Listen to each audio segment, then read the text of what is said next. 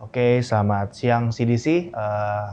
Sebelum kita masuk dalam sharing firman Tuhan, mari kita bersatu dalam doa terlebih dahulu. Selamat siang Tuhan, selamat siang Bapa kami di sorga, dan selamat siang Roh Kudus. Tuhan, terima kasih Tuhan atas kesempatan hari ini kami dapat mendengarkan firman-Mu lagi Tuhan. Tuhan, ampuni kesalahan kami kalau kami melakukan kesalahan hari ini, baik seminggu belakangan ini Tuhan. Kami mendukakan perasaan-Mu, kami menyinggung perasaan-Mu, kami minta maaf Tuhan. Tuhan, dengan sekalian kerendahan hati hamba-Mu ini Tuhan, taruhlah perkataan-Mu di bibir hamba-Mu ini Tuhan, dan kami siap untuk mendengarkan firman-Mu Tuhan. Biarlah apa yang Kau ingin sampaikan dapat melalui hamba-Mu ini Tuhan. Tuhan, terima kasih Tuhan, kami sambut firman-Mu, berbicaralah, amin. Oke, Koko mau sharing tentang satu tema, yaitu kebenaran. Kebenaran, pernah gak sih kalian berpikir, kenapa sih kebenaran itu dikaitkan sama kekristenan atau iman Kristen? Padahal kebenaran itu kan satu kata yang sebenarnya bukan label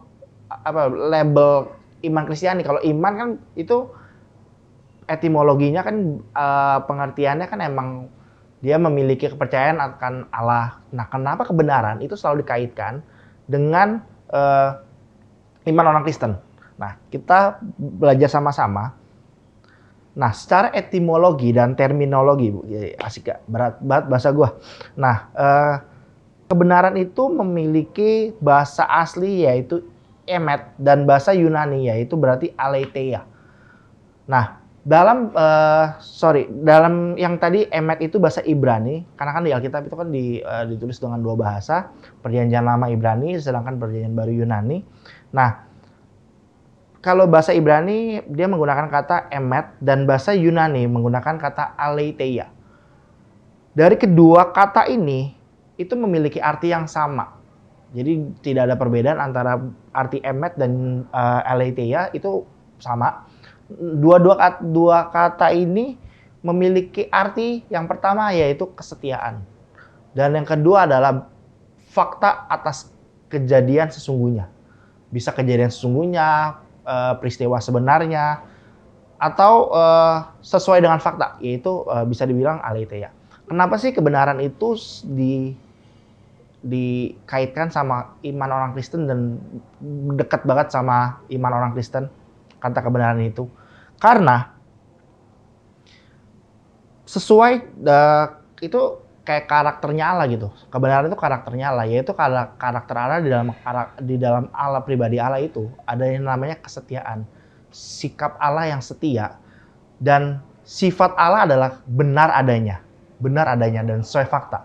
Apa yang diomongkan itu tidak pernah apa yang diomongkan tidak pernah bertolak belakang dengan faktanya. Contoh misal, ketika Allah mengatakan makananku adalah melakukan tugas Bapa, omongannya begitu, tapi tindakannya benar. Makananku adalah melakukan kehendak Bapa, omongannya benar. Omongannya adalah sesuai fakta. Nah, kita buka satu ayat di Yohanes 8 ayat 31 sampai 32. Kita bersama-sama ya. Maka katanya kepada orang-orang Yahudi dan percaya kepadanya, "Jikalau kamu tetap dalam firman-Ku, kamu benar-benar adalah murid-Ku, dan kamu akan mengetahui kebenaran, dan kebenaran itu akan memerdekakan kamu." Nah, kebenaran yang tadi kau bilang, aletheia, yaitu sesuai fakta. Nah, kalau kita belajar, kebenaran itu maksudnya apa sih? Kebenaran adalah isi dari firman Tuhan. Alkitab secara mutlak dia mengatakan bahwa ini adalah kebenaran.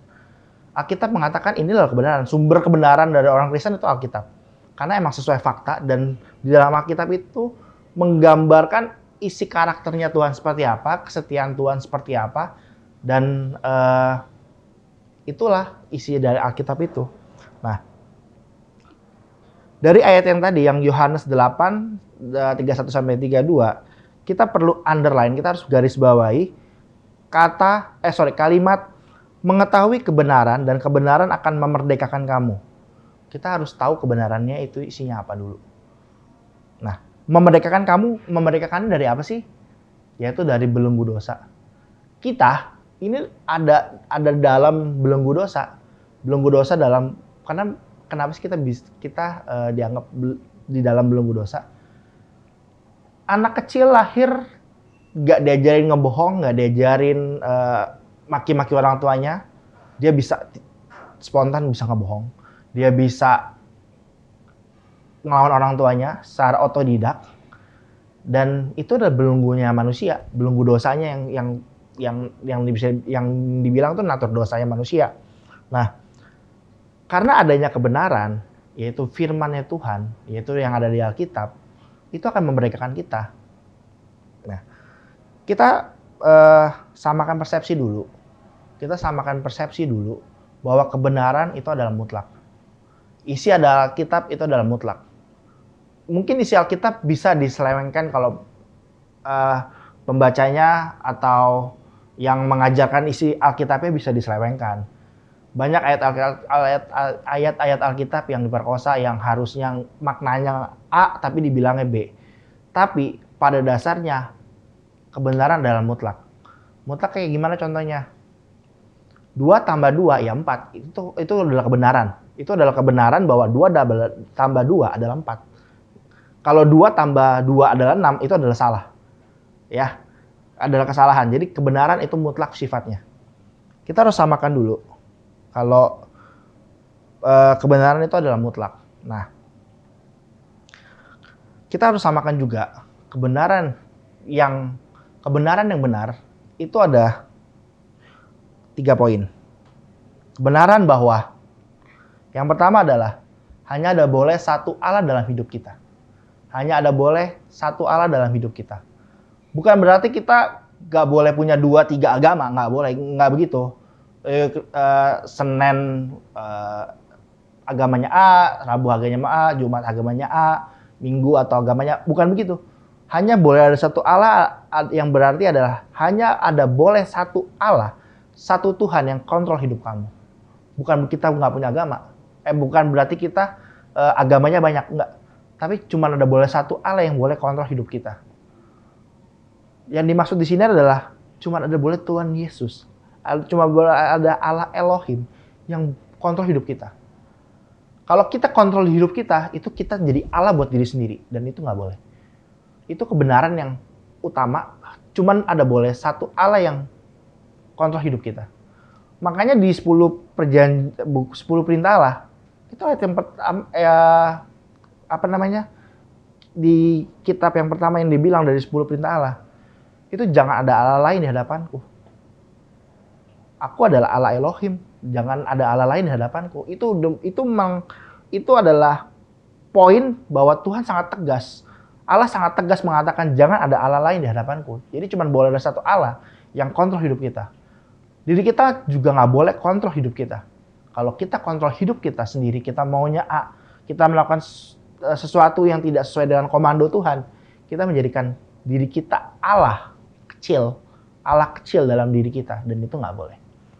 Dan yang kedua, kebenaran bahwa keinginannya adalah mutlak, bahwa ia mengingini kita semua selamat tanpa terkecuali. Ulangin ya. Keinginannya adalah mutlak bahwa ia mengingini kita semuanya selamat tanpa terkecuali. Kita baca sama-sama di 2 Petrus 3 ayat 9. 2 Petrus 3 ayat yang 9. Kita baca sama-sama. Tuhan tidak lalai menepati janjinya, sekalipun ada yang menganggapnya sebagai kelalaian.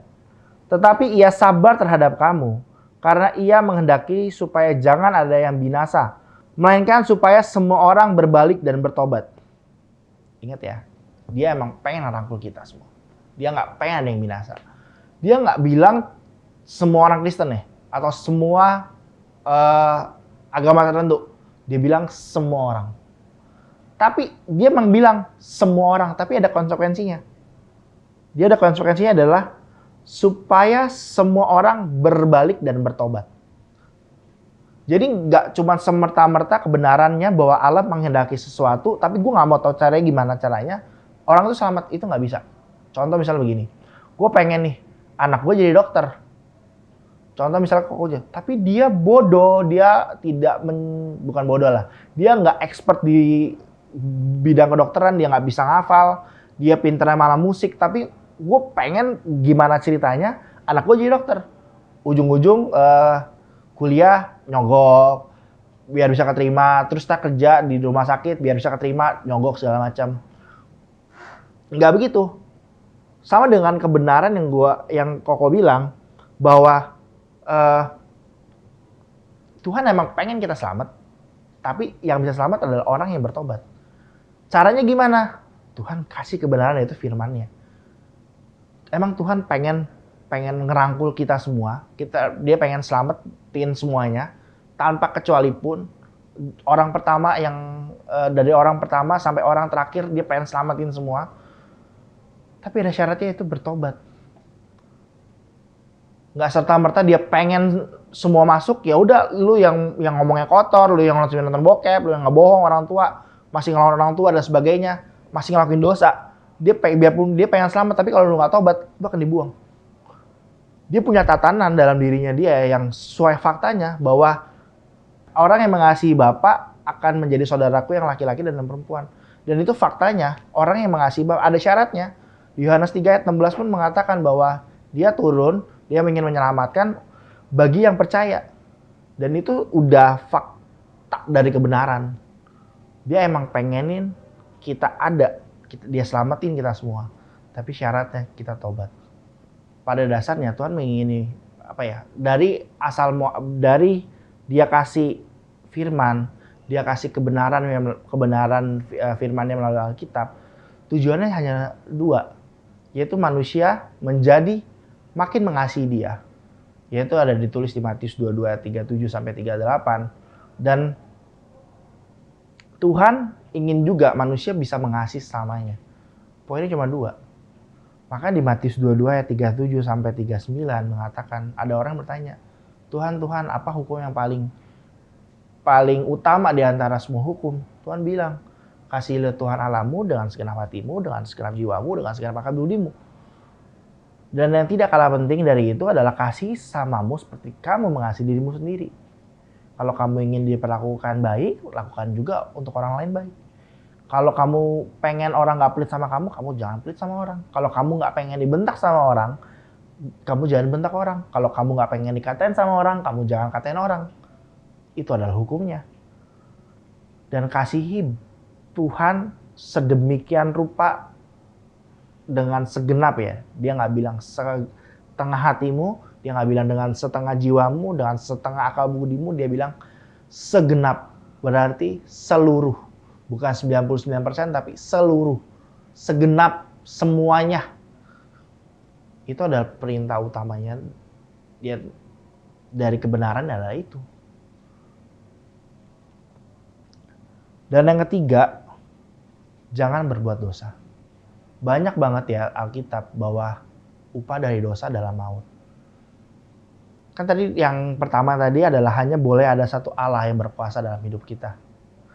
Dan yang kedua, keinginannya mutlak bahwa dia pengen semuanya selamat. Dan dari semua itu yang rusak adalah dosa.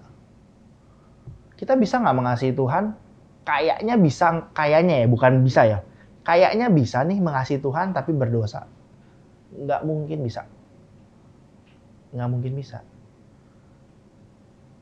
Lu nggak mungkin bisa mencintai seseorang si A, tapi lu cinta sama si B juga. Nggak mungkin bisa. Ingat di Matius 6 ayat 24. Manusia tidak bisa mengabdi kepada dua Tuhan. Jika dia mengindahkan yang satu, dia akan memandang hina yang lain. Itu sudah mutlak. Nah, jadi jangan, kalau kita udah tahu kebenaran, kita udah ngerti firman-Nya, kita tahu bahwa cuman ada boleh Allah Elohim doang dalam hidup kita, cuman ada boleh satu pribadi yaitu Tuhan Yesus Kristus Allah Bapa yang dalam kesatuan, dan Roh Kudus juga dalam kesatuan pribadian kita sebut Allah Elohim, cuma ada boleh Dia doang. Terus kita tahu juga bahwa Tuhan pengen banget kita selamat. Kalau kita baca Alkitab, kita lihat bagaimana perjuangan Tuhan Yesus mati di kayu salib, perjuangan Allah Bapa mengutus putra tunggalnya, bisa dibilang menukar antara Tuhan anak yang tunggal untuk menjadikan penebusan buat umat manusia. Kita tahu betapa besarnya kasih Tuhan akan dunia ini. Maksudnya dalam artian kita, Tuhan sangat sayang sama kita. Kita udah tahu semua.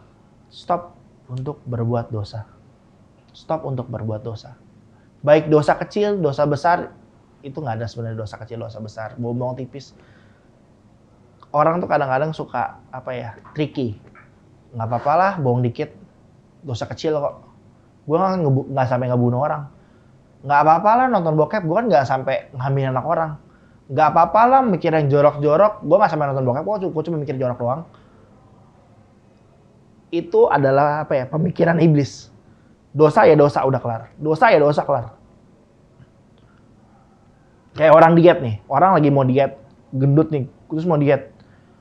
Nggak apa-apa lah makan babi sepotong, makan jeroan daging sepotong, nggak. Makan kotor ya makan kotor. Bikin gendut ya makan jahat ya makanan jahat. Gak ada makanan yang ya udah gitu. Makan sepotong ya sama juga kalau makan sepiring. Dosa juga, bukan dosa juga ya. Gak baik juga gitu. Jadi jangan tricky, jangan berselimut sama kata ya udahlah nggak apa-apa. Kecil ini dosanya daripada dosa ini. Enggak. Dosa ya dosa. Makanya baik perkataan, pikiran, perbuatan itu harus dalam semuanya dalam kontrolnya Allah. Kalau kalian semua udah dalam kontrolnya Allah,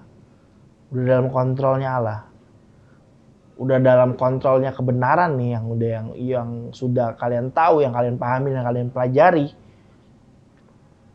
itu kalian nggak akan bisa menjatuhkan diri ke dalam dosa.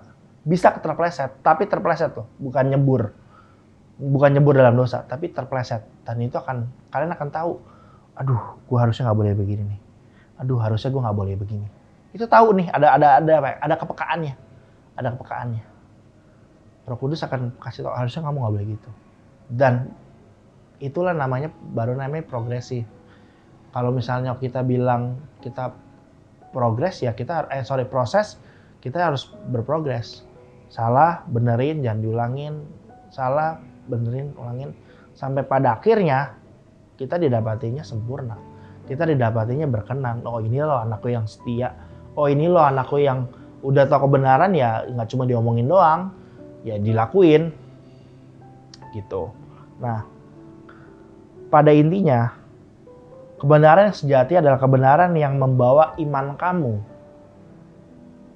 makin mencintai Tuhan tanpa batas. Ulangin ya. Pada akhirnya kebenaran yang sejati adalah kebenaran yang menumbuhkan iman kamu menjadi semakin mengasihi Tuhan tanpa batas. Itu saja sharing dari Koko. Kita berdoa dulu sebelumnya ya. Bapa di dalam sorga, Tuhan kami Yesus Kristus, Tuhan, terima kasih Tuhan untuk firman-Mu hari ini Tuhan. Tuhan, kami mengucap syukur atas firman-Mu ini Tuhan. Biarlah firman ini dapat kami pikirkan, kami renungkan, dan kami lakukan Tuhan. Tuhan, ampuni kami kalau kami sering melakukan kesalahan, kami mendukakan hati-Mu, kami menyinggung perasaan-Mu, kami minta maaf Tuhan. Tuhan, kami mengucap syukur, kami memiliki Allah seperti-Mu. Terima kasih Tuhan. Amin. Oke, see you. God bless.